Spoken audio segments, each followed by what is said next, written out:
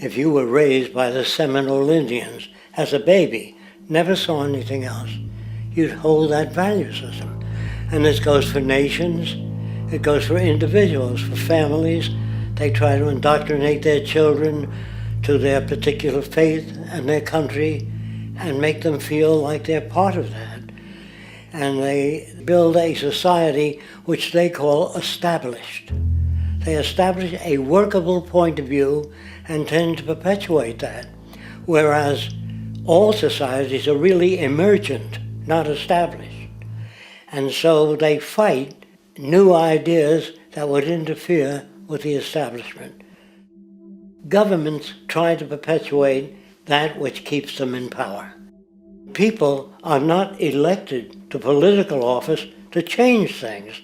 They're put there to keep things the way they are. They tell you to write your congressman if you want something done. The men in Washington should be at the forefront of technology, the forefront of human studies, the forefront of crime, all the factors that shape human behavior. So I came to this town, Washington, D.C., and I said, what are we going to do? This official said to me, Andrew, you're in the wrong town. No one in this town is going to do anything about the problems that you described because this town is a town of followers, not leaders. And the only way for us to do something about it is if you bring a wave crashing down on our heads.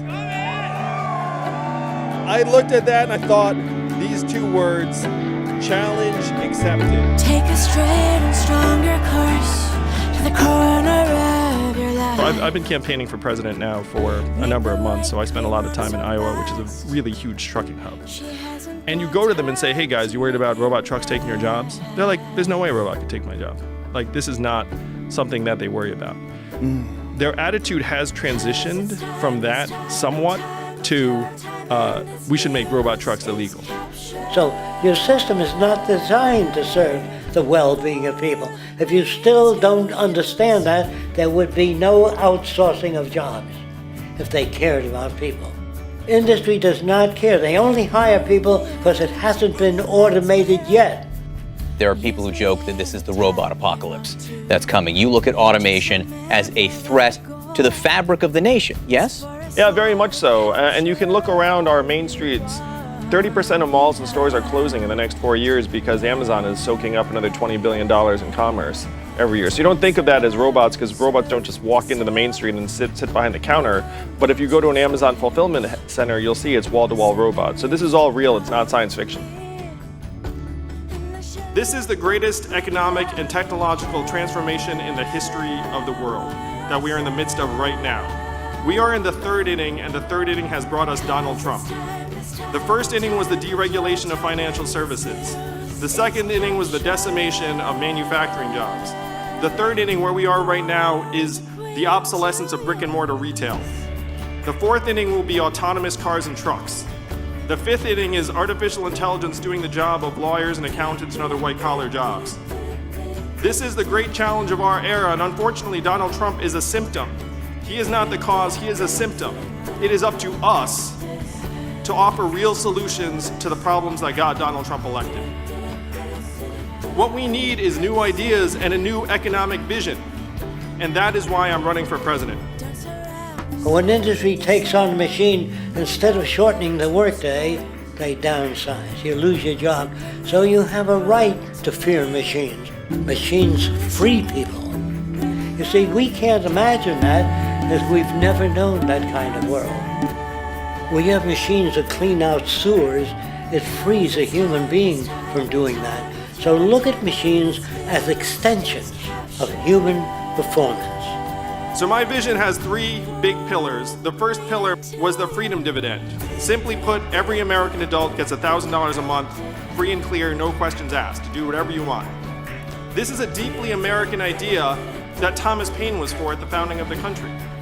Decades later, Martin Luther King was for it.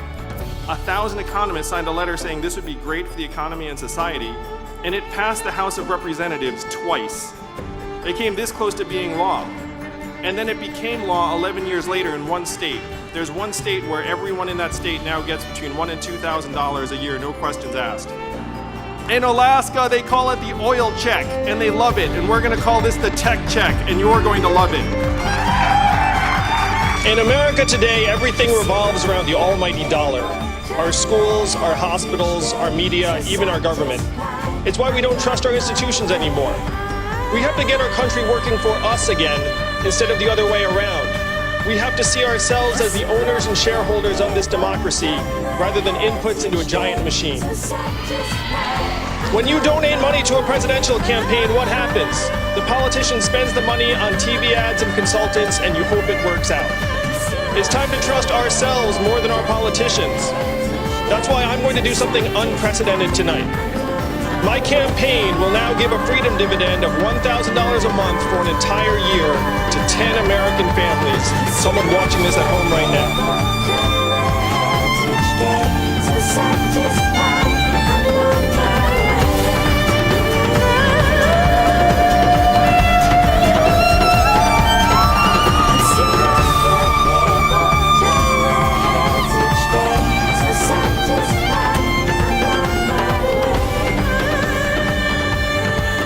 We need to put the American people in position to benefit from all these innovations in other parts of the economy. And if we had a value-added tax at even half the European level, it would generate over $800 billion in new revenue, which combined with the money in our hands, it would be the trickle-up economy from our people, families, and communities up. We would spend the money and it would circulate through our regional economies and neighborhoods, creating millions of jobs, making our families stronger and healthier. We'd save money on things like incarceration, homelessness services, emergency room health care, and just the value gains from having a stronger, healthier, mentally healthier population would increase GDP by $700 billion.